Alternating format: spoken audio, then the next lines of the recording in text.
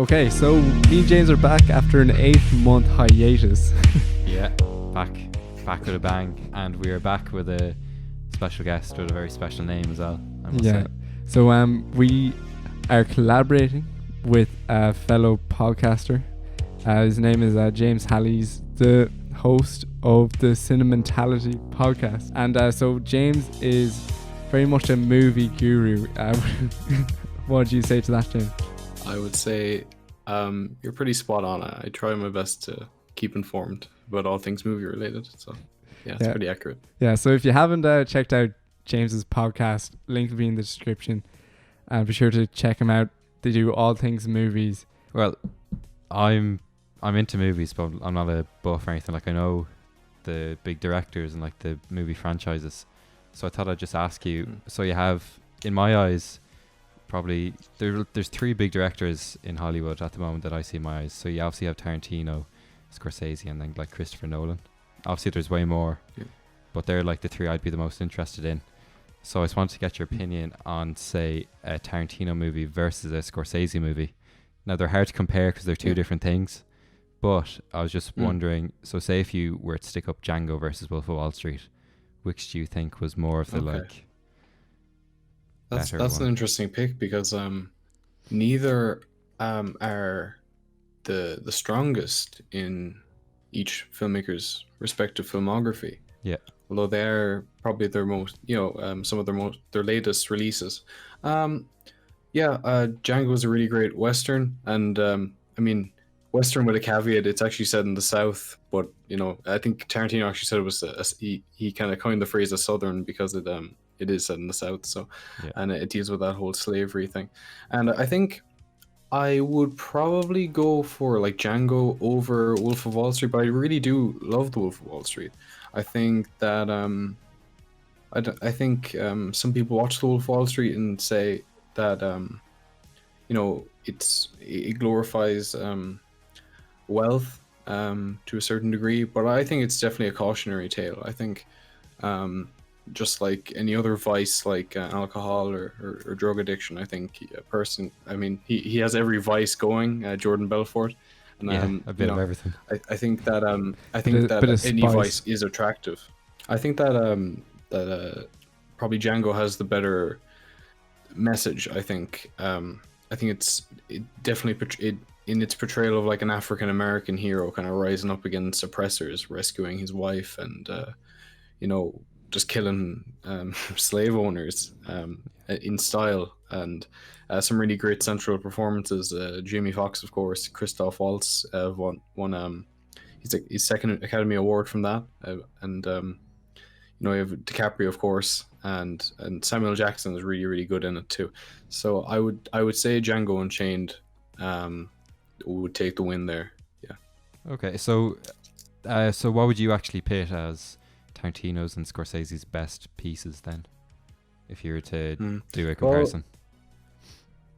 I just want to say that obviously, as everyone knows, like Tarantino is a lot newer. Like, I won't say a lot newer to the game. He's been at it since early 90s, but like obviously Scorsese has the advantage as far as quantity goes. Oh, definitely. But so Tarantino just released his 9th official movie. I know he did Death Proof, which he doesn't count personally. So Once Upon a Time in Hollywood came out recently. Some people would cite Pulp Fiction as the clear winner, as like his magnum opus, and I would definitely agree with that. I actually rewatched Jackie Brown, which came out in 1997. It's a Pam Grier movie. Mark Forster, Samuel L. Jackson, Robert De Niro, Michael Keaton, they're all in there too. And I think that's a really, really nice movie. I think it's a hangout movie in the same vein as Once Upon a Time in Hollywood, which I also really enjoy. But I think Jackie Brown would definitely be like in the top 5 for me in terms of Tarantino movies. I couldn't really say if it's the best, but I was really struck by how much I enjoyed it in the rewatch, because I think I was too young to enjoy it maybe a few years ago when I did first watch it. To answer your question though, I I really like Once Upon a Time in Hollywood, and I know it's the newest entry in his filmography. Yeah. But I think it's a really great movie. I've watched it about 7 times now at this stage. Wow, really? I really like the vibes that it gives off. It's a really easygoing movie up until the latter section of the third act. Yeah, I won't spoil it for. I jumped in to Yeah. that movie. My housemate was watching it, and I saw the latter third. So the scene when they're in the house, and it's just all the madness at the end. So I never caught the start of Once Upon a Time in Hollywood, but that came out at the same time. Now I'm getting confused. Once Upon a Time in Hollywood, that's Tarantino. No, I think that's a really great movie. That would be in the top three. Yeah, I think Pulp Fiction, Once Upon a Time in Hollywood, and Reservoir Dogs would be like top three for me. Okay. I couldn't tell you what my favorite would be, but it's one of those three. And then in terms of Tarantino, or in terms of Scorsese movies, he's got about 30 movies under his belt or whatever. It's crazy. There is some that I don't like as much as others, but I think he's never made a bad movie per se. I watched The Aviator a lot of times. I was kind of obsessed with like Howard Hughes. Like a few years ago, I was doing a lot of history research on Howard Hughes. So I've watched The Aviator a load of times. Obviously, you have Taxi Driver.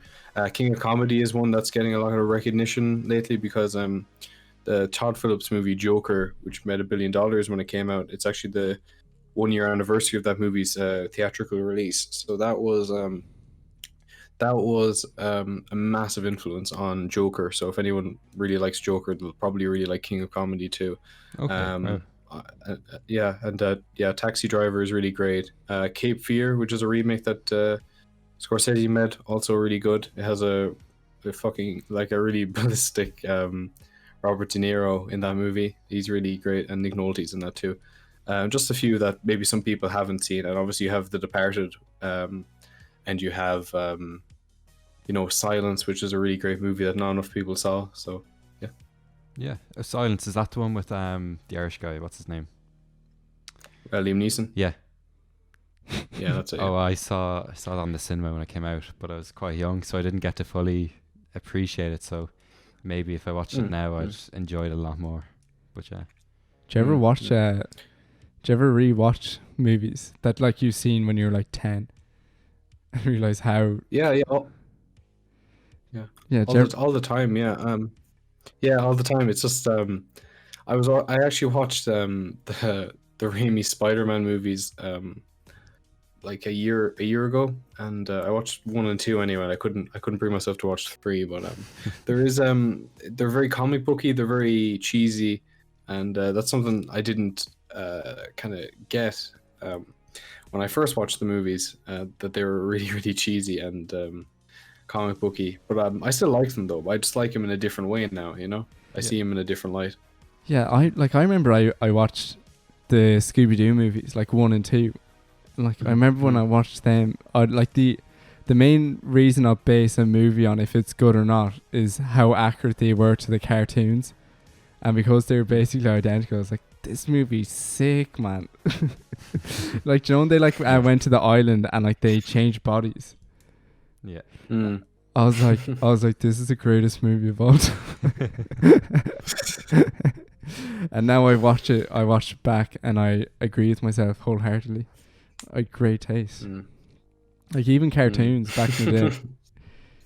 Like do you ever hear or like watch them videos on YouTube of like children TV shows with like innuendo jokes that you didn't get that when you were a kid? Yeah. Oh yeah, things that just Absolutely. pass over your head. Yeah. Yeah. Completely. Like I recently, like I've started rewatching a bunch of shows that I used to watch as a kid, like Avatar: The Last Airbender. That has like a cult following now thanks to Netflix. That like rehashed everyone's love for that show, and same with after that, like I just started watching Naruto. Have you ever watched that? I've never actually seen Naruto. Yeah, I don't know. I was never like a massive fan of like of anime when I was a child. Like I think the most I ever watched was like Pokemon or something like that. But that was very mainstream. Yeah. Yeah, same as I would never. That was as far as I ever went with that. The reason I watched Naruto is on like Disney XD, but like I never knew what it was about. But I always remember I watched it with Stephen. But were you more, James, were you more of like a person that watched cartoons when you were younger, or did you watch like them reality, like Zoe 101 or Sweet Life of Zach on Deck? Sweet Life. What is it? Sweet Life on Deck. Cody, yeah. Of Zach and Cody. Yeah. Sweet Life of Zach and Cody. Yeah, and then they had another one like on Deck. But yeah. I didn't watch too much Disney Channel. Like I was always kind of like there was always kind of like a few DVDs in the house, so I just kind of watched the same kind of films all over and over again. But like I'd watch since you brought up like some of the Nickelodeon shows, I'd watch like iCarly and stuff like that. Because my sister was watching it, so like we just watched that. And Zoe 101 you mentioned there, I would like but like I would watch like a lot of animated shows, probably predominantly more than reality. That just appealed to me a bit more. Yeah, I was the same. James, what about you? Yeah, like live action. I was never Disney, and if I was on, I'd watch Nickelodeon, so I would have grown up on Drake and Josh, SpongeBob, all that stuff. Okay, so you weren't were you more cartoon or live action? Live action, definitely. Live action. So like were you into Power Rangers and stuff like that? No, I think that was more, I think I was too young for that. Power Rangers came out in the 90s. Yeah, but by the time I was watching shows, it was like SpongeBob and stuff. It wasn't really. Did you watch were you like more Tom and Jerry type? Yeah, definitely. Okay. Yeah. Because I think like I think the last cartoon show that I watched was like Adventure Time and Regular Show, and they came out in like 2010. And James, I don't know about you, but like I always remember like going into school, and I'd always like feel like embarrassed that I still watched cartoons even though I was only like 11. I was like in sixth class and I still watched cartoons, and I was like, is there something wrong with me? Because everyone was just on about like like the Liverpool game, or other live action shows. Like what was it? Home and Away. Everyone was on about Home and Away, and I couldn't have cared less about it. Have you ever watched Home and Away? Yeah, like my sister actually watches it now, so I watched every now and then, but I just like kind of point and laugh at it and kind of irritate her a bit. If it wasn't for Home and Away, we would not have Margot Robbie. So that's true. That's she was in Neighbours, I think. I was in Neighbours. She was in Neighbours. Well, one of the Australian soaps. Yeah. But I think Chris Hemsworth was in Home and Away for a while. I think was he? That's where he kind of started out. Mm-hmm. They like power through I don't episodes, recall him being they? in it. But getting back to watching movies that you saw when you were younger. To start quarantine, I rewatched the Batman trilogy with Christian Bale, and great! That's they're a great trilogy.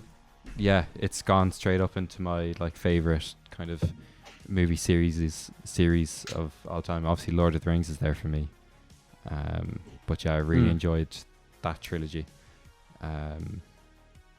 But then since then I haven't watched any of the Justice Leagues or any of the other Batman portrayals, so I don't really know how it is right now. Do you think Pattinson, is that his name, will do a good job? Patterson. I think he'll do.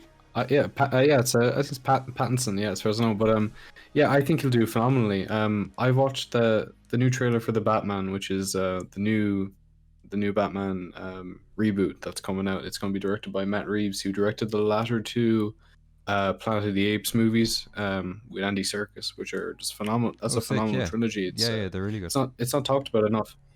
So I think Pattinson's going to be amazing. I always had faith in him. I've never actually seen any of the Twilight movies. I've always avoided them. But I watched them as a joke in the last month. I seen the first two, and I just could not go past two. But they were funny. But that's about it. Yeah.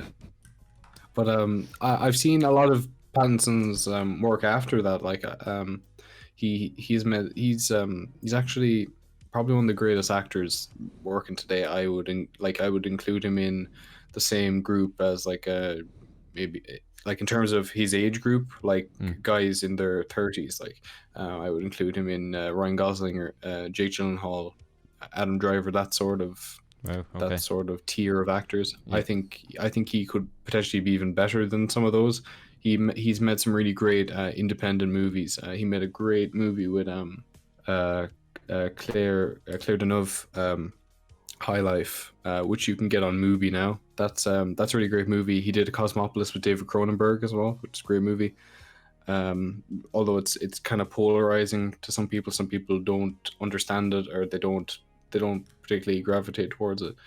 And he also had that the new Netflix movie, The Devil All the Time, with this all-star cast. You have Tom Holland, Jason Clarke, Riley Keough. Yeah, it's only a matter of time before he wins like an Academy Award, if I'm honest.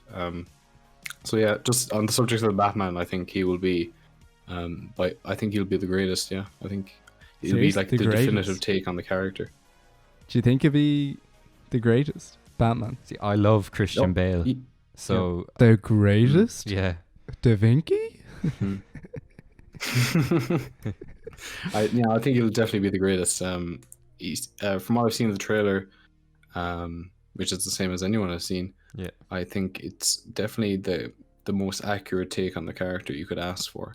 I think the suit looks great. I really like what they've done with the set design, the vision for Gotham that Matt Reeves has that he has conceived. Batmobile. It's all really great. The casting is amazing. You have Paul Dano as the Riddler. You have Jeffrey Wright as Commissioner Gordon, Zoe Kravitz as Selena Kyle, John Turturro as Carmine Falcone. Like it's all really great stuff. I'm really looking forward to it, and it's a pity it's been pushed back a full year because of COVID-19. Yeah. But I'll be there probably opening night if I can be. Yeah, did you hear about the new James Bond movie? It's been pushed back twice, has it? Yeah, and I think the second biggest cinema company was like basically betting their whole company. Was that Cineworld that closed down? Yeah. Oh yeah. Yeah. Like they were just completely banking on James Bond to revive them, and they ended up having to liquidate. Like, jeez. Like imagine just hearing like, oh, Batman's coming out, and then it's on Netflix that day, and there's no movie, like there's no theaters or anything like that. Do you think that'd be a good or bad thing if cinemas all close? Yeah, I really do. I think it's only a matter of time before we hear similar as that they've lost 5,500 employees, which is a huge amount over in the UK, and they have some premises in Ireland as well, as far as I know. Look, it'd be really tragic if they all close down. It would change how movies are made. It would be actually like devastating, really. I don't even like thinking about it, to be honest, because it's part of the whole experience of watching a movie. You know, you're going into a dark room with strangers and you're watching a movie. You're all kind of sharing your passion. Yeah, you're eating overpriced popcorn, and I don't know. There is like an atmosphere to it, though. I do get you completely, because like there is something completely different watching a movie on Netflix on your phone than it is making like an entire evening out of it, you know, with your friends. Because like living in rural Ireland, as we all are, like that was like the only time you could socialize is going to the cinemas with your mates. And now seeing that like it's probably not going to be a thing in the future, it's weird. Spots like Palace and Galway and kind of more show houses like that will keep it going. But I feel like the big chains like Omniplex and the IMCs, they could easily just decline, for sure. Like I got to see, during quarantine, I went to see, when IMC in Headford Road opened up, I went to see Tenet. And I don't think if that was released on Netflix and I seen it on Netflix, just on my laptop, I wouldn't have appreciated it half as much at all. Well, yeah, because like you're like watching a movie through some crappy speakers and like a tiny display. I don't know. I completely get that. But like even like, do you know the new Scooby-Doo movie, Scoob? Oh, go away, it's Scooby-Doo. But like they didn't do a a cinema release. They just went straight to streaming platforms. Yeah. And I feel like that's going to be the new way. Like, they literally just did a live stream countdown until it was released. Is that inherently better? Like, if that brings them more profit, obviously the cinemas are gone. Do you know? Like, if they make more money selling it to the highest streaming platform, do you know, like, what makes them think that, oh, we should bring it out in cinemas? Yeah, I don't know. I think it would. I feel like for the streaming network, for the streaming websites, it's nearly in their best nature for cinemas to be around, because lots of the time I'm only interested in a movie on, say, Netflix because I missed it in the cinema. Do you know? So I do think that for everyone's sake, they should stay going. I'm a bit biased now because I do like streaming. I do have I have a Netflix subscription and Amazon Prime, as a lot of people do.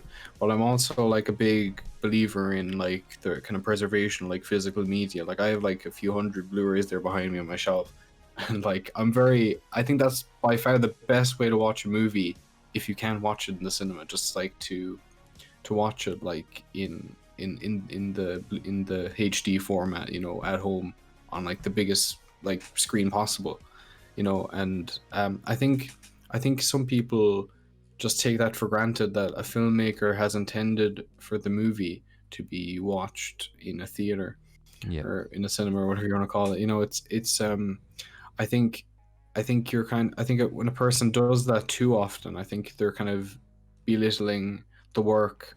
You know, actually, Denis Villeneuve, who's one of my favorite directors, he said that he didn't mind that people watched his movies on a smartphone. He was just happy that people watched them on any screen at all, which I thought was a very diplomatic thing to say, because he's one of the greatest filmmakers working today. He's behind like Sicario, Arrival, Blade Runner 2049, some of the greatest movies. Okay, what's his name? Of the past few years. Denis Villeneuve. He's a French-Canadian director. Really great. Just mind. He's really up there for me. But like I thought, like if I was making the caliber of movies that he was, I would not entertain people watching him on their laptops and on their mobile devices. You know, I'd want if I was him, I'd want people to just fucking like, you know, just run over to the cinema and watch my movies. You know. Yeah. But yeah. That's yeah, but would you prefer people only be able to watch your movies in a cinema, and in turn less people actually view your work, or would you rather like the maximum amount of people be able to see your work, but it's obviously not in the ideal setting? Like I'd almost prefer more people view my work. Yeah, that's the dilemma. I mean, there is I think for massive blockbuster event cinema movies like Bond, like Black Widow, which is delayed, Wonder Woman, Tenet, of course, which came out recently. I think that they demand to be seen on the biggest screen possible by as many people as possible. However, I think that's where services like Mubi come in, where, you know, you have these like really small productions, and I think that the only way people are going to see those, as much people as possible are going to see those, is via streaming services like Netflix, like Amazon Prime, like Mubi. You know, so they definitely have a place, and I've seen some of the best movies ever through streaming. But people should watch these on like a really decent sized screen, like on a television, not on their phones, on their little 5-inch screens. You know what I mean? I don't think it's right, you know? No, I do completely agree with what you're saying there. Yeah, like did you hear about this? Is obviously taking this a while back, but do you remember when Scorsese mentioned that superhero movies aren't real movies? Yes, he's calling them like long TV shows, basically, or something. Yeah. I want to bring this up to you, James. What is your 2 cents on that? Because I almost agree with him. I do agree with him on that. Okay. I'm glad you brought it up, Brian, because I was watching an interview with the director Kevin Smith a while ago, and he was addressing the whole thing because Kevin Smith is a massive advocate for comic book movies or any comic book media of any kind. He's the guy behind Dogma, Clerks, Jay and Silent Bob, all those movies, some really great movies there. And he's a massive podcaster as well as most people probably know. But what he was saying was when that same question was put to him, he said that Martin Scorsese, he's almost 80 years old, and he didn't grow up in the cinematic landscape that we exist in now, that has existed for the last 20 or so years, where comic book movies have risen to the level that westerns were at in maybe the 50s, 60s, 70s. And it's like he doesn't know what that is. Like, he doesn't know the potential that has.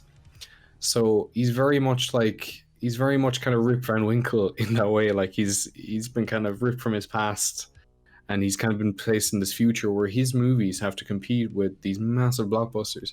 And I don't think you should belittle things like that. I was also listening to an interview with Edgar Wright that he did with I think it was that channel Build, which they talk to creators about about their work, and they have like little Q&A sessions. Yeah. But anyway, Edgar Wright was talking to this guy and in the audience, and he was showering him in praise, and he kept emphasizing Edgar's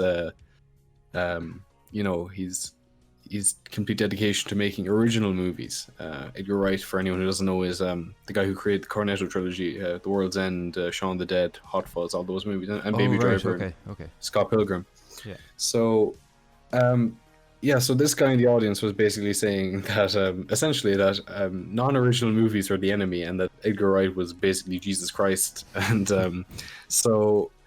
Edgar Wright took his compliment and said that you shouldn't really hate on the Marvel Star Wars stuff so much, because if I bring you back to 1977, Star Wars was an original idea conceived by a younger Lucas, and then throughout the years, you have people like J.J. Abrams, you're gonna have Taika Waititi, Jon Favreau, Irvin Kershner. You're gonna have all these guys playing in that sandbox that was created in 1977. So I don't think that these massive franchises, these cinematic universes, are the end of cinema. I think that they're keeping cinema going, and I think that they're not like new forms of movies or event cinema and theme parks. I don't think that at all. I think that if you watch any MCU movie, they're all genre movies mixed with the comic book genre. Yeah. Spider-Man: Homecoming, for example, is typical of your John Hughes movie from the 80s mixed with Spider-Man. Just happens to have Spider-Man in it. Iron Man is a lot like reminds you a lot of Lord of War, which is a Nicolas Cage movie that not a lot of people have seen. Even Captain Marvel, which isn't the greatest entry in the franchise, is very much taking its cue from Top Gun. So, I mean, you could look at any movie and say... Yeah, I feel, though, like, when you watch a superhero movie, you know what's going to happen before you even step foot into the cinema. What I'm trying to say there is, like, there's going to be a man with superpowers. There's going to be a romance in his life. He's going to have a bad guy he has to face. He's going to eventually beat the bad guy, and he's going to come out victorious. And that's going to happen in every single superhero movie. And like that is like that structure is set in stone for basically every single Marvel movie. And if not so, like let's say in Infinity War, let's say, that doesn't initially happen. Well, it happens in the movie after. Yeah. So like what I'm trying to say is like I understand what Scorsese was saying when they're not real movies, is because they all have such strong structures about them that they can't really break away from. Like you look at, let's say, I don't know, The Lighthouse, or any other. What was the movie where like it was basically treating if Superman was treated really poorly and he became a bad guy. I forget the name of it. It was Brightburn. Yeah. That was a James Gunn movie. Yeah. Yeah, but it's like, like there's no real added spice to that structure in Yeah. any other movie. And I think that's where I understand Scorsese, is because like they're not that different. And I know Scorsese is the one to talk with all the movies that he makes. They're all basically the same. Yeah. But yeah, I understand them in that regard. Like they're not real. Going on, actually, that's very interesting. So the Marvel have that formula of good versus bad, good wins every Good- time. Yeah. But actually, a movie I saw recently, which I really enjoyed the ending, which some people didn't, because it was an ending you did not expect, was No Country for Old Men. It didn't have that happy ending where everyone lives and it all goes well. That's not what happened at all, and I actually loved that. Yeah, did you ever for watch once. like Cloverfield? No. That's a very good movie. It's the same guy, isn't it? I- Director. Am I right? I don't know the director James? name for... The first Cloverfield movie was directed by Matt Reeves, who also is directing the Batman and the latter two Apes movies. Yeah. That's who directed the first Cloverfield movie. Who did No Country for Old Men? I forget. That was the Coen brothers, Ethan and Joel. Okay, no, you're right. But yeah, so James, what do you have to say to that? Like, they have such a strong structure to them, and like that's why they never really get recognized in the Oscars. I think that Like, can even they? in the technical categories, the MCU movies that release year by year are constantly overlooked. I'll just bring up Infinity War and Endgame in particular, because the visual effects artist that worked on Thanos is Crazy. astonishing. But it's because Yeah. it's a Marvel movie that it just doesn't get included into that Oscar list. Was it when Avatar came out, did that get nominated for lots of the more technical Oscars? It did, yeah, technical awards, and just in terms of original screenplay, and even director, centric awards, filmmaker centric awards, like that. I think it won like 9 or 10 Oscars at the time. It just swept the board altogether. Is Avatar 2 coming out? Is Avatar 2 coming out? It is, yeah. What year? It's coming out next year, I think. Sham. Do you think people actually watch that? I'm been a not a big while. fan of the first one, if I'm honest. Yeah, how does Avatar 1 stand today? I haven't seen it since. Like it has been a while, and like, do you remember any name of any of the characters in Avatar? I don't. Sully. Yeah. Did you ever play the Sully's the game? main guy. The Avatar game on game? like PlayStation 3? No.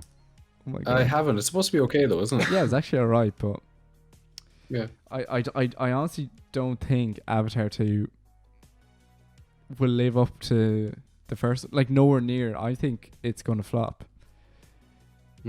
because like it's been such a long gap. Like no one cares anymore. Definitely.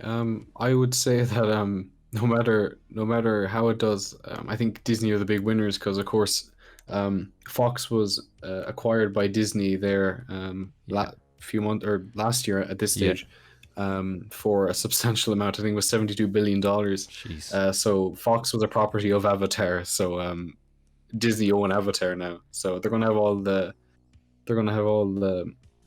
big properties under their belt. Anything that's owned by Fox is now Disney's. So that includes like Family Guy, Simpsons, Avatar, the Planet of the Apes movies, X-Men now, Fantastic Four. Yeah, I got Disney Plus to start of quarantine. I don't have it now because I've seen everything that I could enjoy on it, and but I was just astonished how they literally have a foot in everything. Star Wars, MCU. When Hamilton came out in it, I think that was a huge money thing for them as well. Definitely. I'd actually cancelled my subscription there a while ago, so I didn't get a chance to watch it. Yeah, isn't that weird? Like, everyone thought when Disney Plus was going to come out, they're just going to wipe the board from Netflix. They didn't at all. No. They didn't at all. Like, do Netflix just have some secret sauce?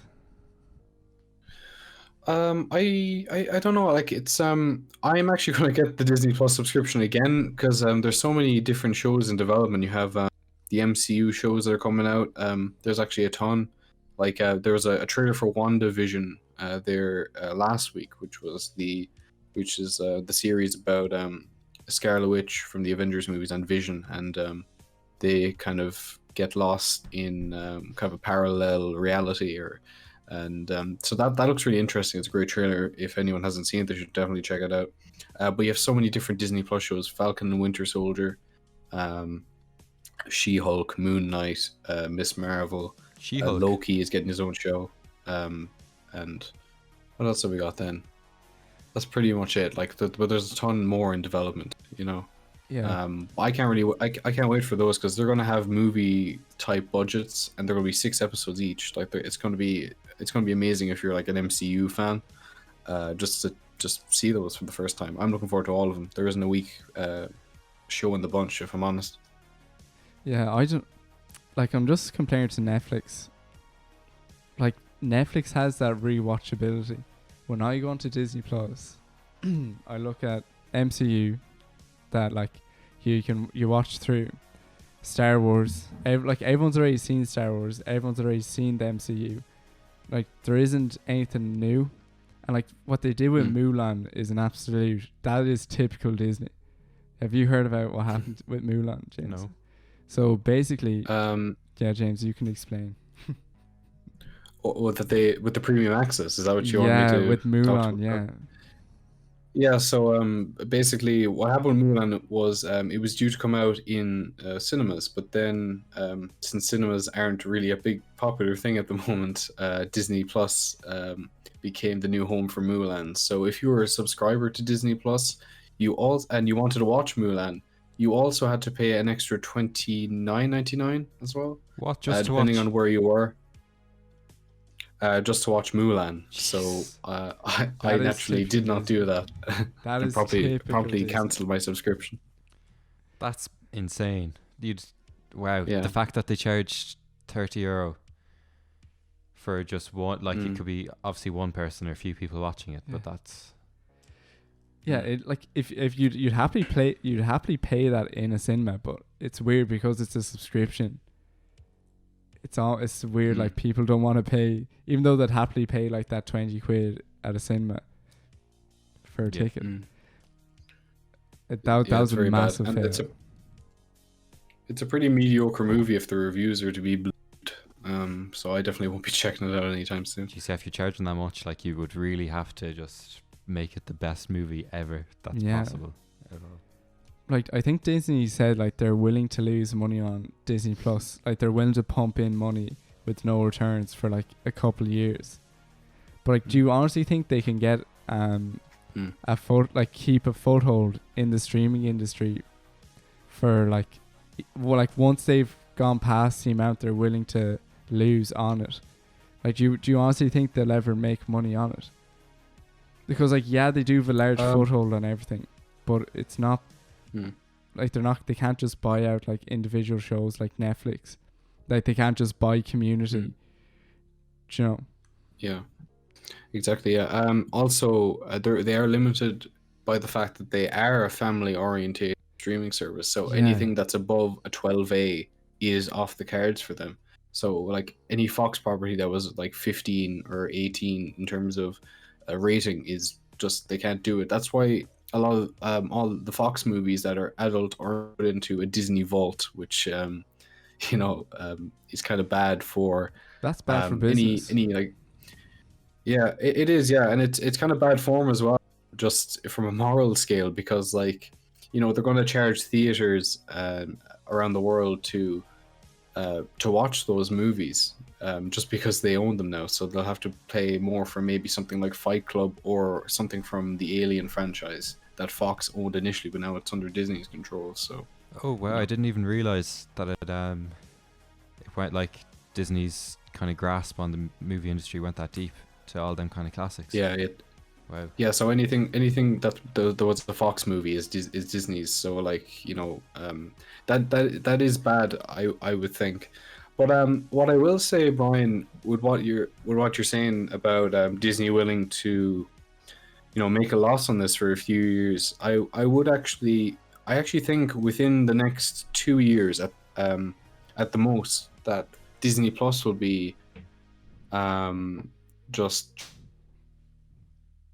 a lot of I think those series that I mentioned before, and there's probably one or two I left out, those Marvel shows and the Star Wars shows that are coming out soon, I think they're going to be very telling for how the service does in the later years. I'm looking forward to all of those. Like that, the Loki show, Moon Knight will be a massive thing. I think there'll be massive things for Disney, and they're all going to have various seasons. Most of them anyway. Night season 3 of Moon Knight, season 2 of She-Hulk, and all that. And they'll all, those characters will appear in the movies as well. So then a cinema goer who loves watching the MCU movies will have to subscribe to Disney Plus in order to understand what's going on in the cinematic universe. So they're going to have to see what happens in the cinema, and they're going to have to see what happens on the TV shows or on the Disney Plus shows. So in order to get what's actually happening. So yeah, that's actually if that does work out for them, then that's actually kind of a genius move. Yeah, it just keeps everyone kind of grasped in and completely invested into that franchise. Yeah, the PG thing is definitely they're gonna have to sort something out with that. I don't get, like, on Netflix. Don't you have a Netflix Kids? Yeah. So I don't know why they just didn't. Like they've just lost so many golden shows from doing that. Like, I don't know. I feel like they will get a foothold in it, but right now, like, even though it's only like a €10 a month, it's still not worth it. Like €12 a month, it's still not worth. Like, all them shows, not worth it. Yeah, no, it's weird to say. It's like. Yeah, I don't know. I think it helps that Disney Plus is also like a nice big. Is it $6.99? I think. Yeah, for it's a subscription to Disney Plus. It's very reasonable. It's not that bad at all. It's pretty reasonable. Yeah. Yeah, I mean, I think it has a lot of things going for it, and I think going forward it'll definitely grow and grow. I mean, Netflix wasn't fully formed coming out of the womb, you know. It took a nice while. I mean, Netflix has been around since the 90s as a. It was a postal service, wasn't it? A DVD services. Yeah. Not really. I'm just want to let everyone know that we're on all the major platforms as far as podcasts go. We're on Apple Podcasts, Spotify, all that stuff. And if anyone wants to follow us on Instagram, Twitter, we're also there too.